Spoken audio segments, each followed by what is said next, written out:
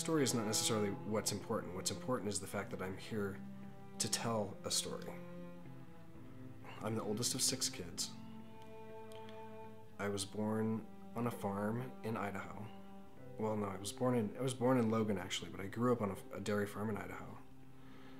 My family is very religious, and church and all activities related to the church were a huge part of what we did.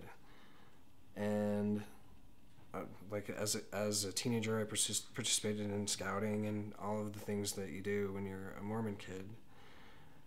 But at the same time, I knew that I had things about me that were different. And I waited until I was 18 years old, and the day I turned 18, I moved away from home and I went to college, and at that point decided not to go on a mission because I felt like I would be living more of a lie by going on a mission and pretending to be something that I knew that I wasn't. So at that point I told my parents that I was gay.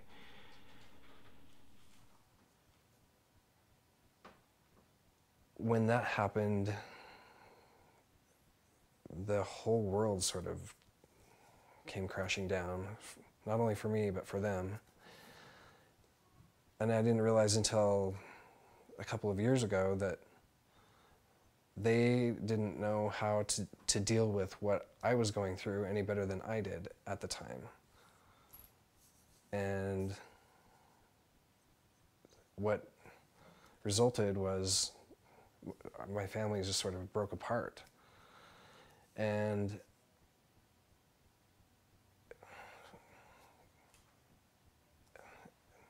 I became really resentful towards the church for that, because of feeling as if that was the reason that I was sort of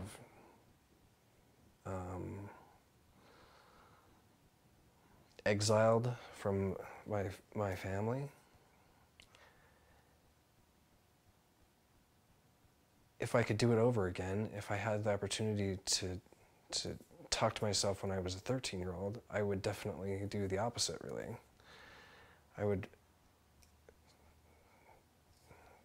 would rely on the structure of support that the church or that my family has or could offer, rather than run away from that, because by doing that, I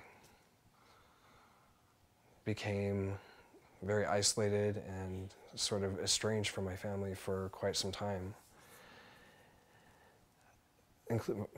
All my siblings sort of grew up without me as a part of their life, and by the time I have 5 brothers, 3 of us are gay. By the time my almost youngest brother was in college, he actually moved to Salt Lake where I live, and it wasn't until then that we actually even really established any sort of relationship as siblings, which was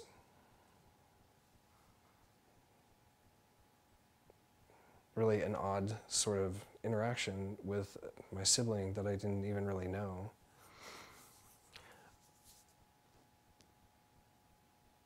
The beauty of the fact of all of that taking place in my life is that although many years later, I have a relationship with my family now that's completely opposite, where we appreciate one another and we have come to accept and love one another. I realized that it's pretty difficult to raise your parents, and in some ways that's sort of the process that took place, or at least educated my parents to the point that they could understand who I was and that I wasn't just a homosexual. And at that point, our relationship changed. But it wasn't until I realized that it could get better, but that is something that I had to want as much as they did.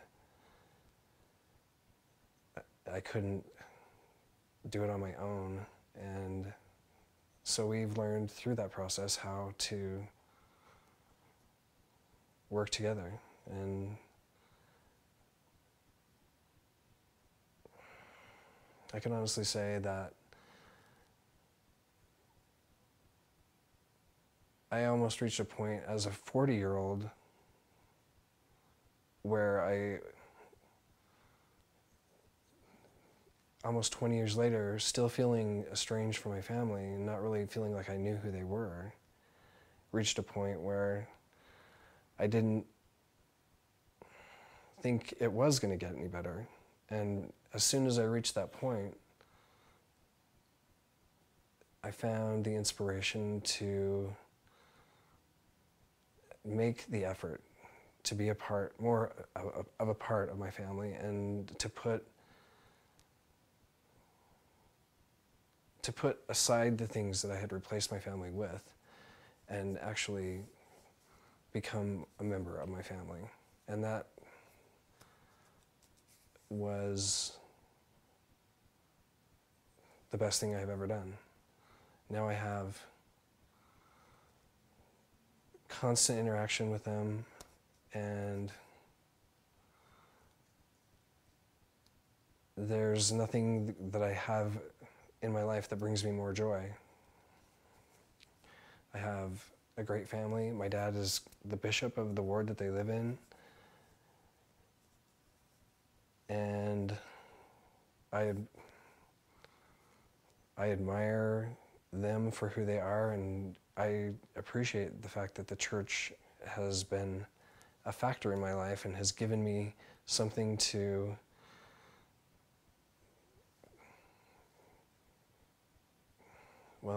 it's given me enough of a challenge to help me grow in ways that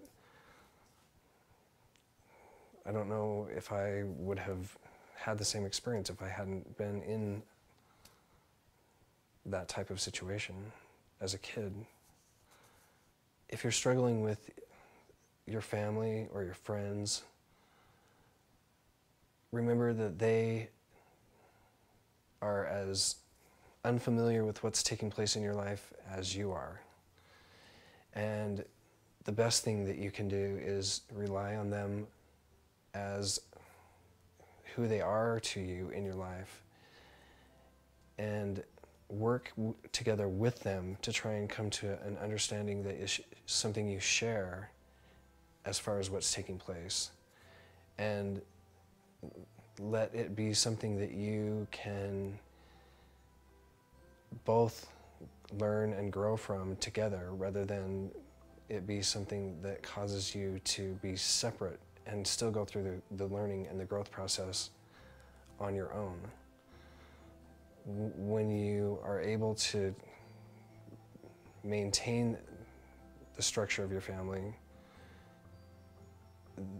there are endless amounts of things that you can benefit from by allowing that to be maintained in your life. And it will bring you more joy and more happiness than you can even imagine is possible at this point in your life. You just have to believe in who you are enough to make sure that you go the distance, and that you accept yourself for who you are so that others can as well.